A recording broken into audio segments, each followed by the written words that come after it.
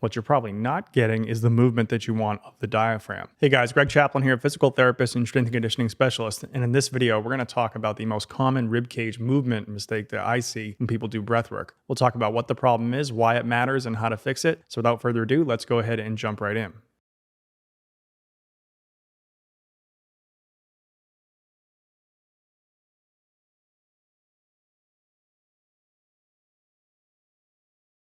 The most common ribcage movement mistake that I see when people do breathwork is moving the whole ribcage as a unit instead of achieving relative movement between the ribs, the sternum, and the spine. And the core problem here is that people are actually over-breathing. They're trying too hard when they're doing these breathwork techniques, and they're really extending the whole ribcage as a unit when they take that breath in, or they're depressing that whole ribcage as a unit when they're getting air out. And the problem here is that even though it seems like you're getting more air in and getting more air out, what you're probably not getting is the movement that you want of the diaphragm. And remember, the diaphragm is the primary muscle of respiration. So you want the diaphragm working as much as it can, and you want the other muscles of respiration, the accessory muscles like the neck and the back, to be working a whole lot less. So when we're doing breath work, especially if our goal is to promote relaxation, using these big orientations of the rib cage is actually going to be quite counterproductive.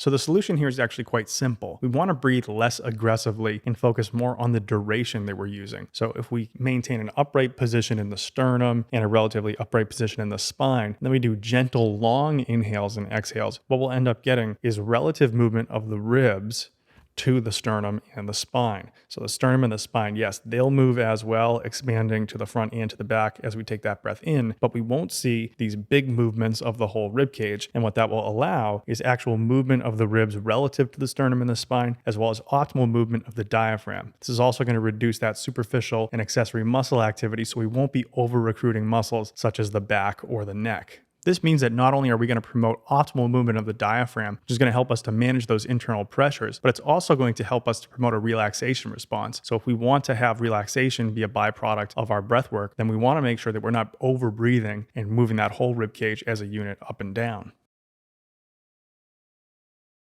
Now, if you want to use breathwork to improve movement, then you're in luck, because yesterday I released my Breathwork Breakthrough 7-Day Challenge. In this challenge, each day I'm going to send you a video and a worksheet that's going to help cover an important topic of breathwork, and among those are techniques that will help you restore this relative motion of the ribs, sternum, and spine. And for a limited time, I'll be offering a special discount, so you can find the details for that down below in the description, along with the link for the challenge. As always, thanks a lot for watching, and if you think you're breathing through your belly too much, you might want to go ahead and watch this video here.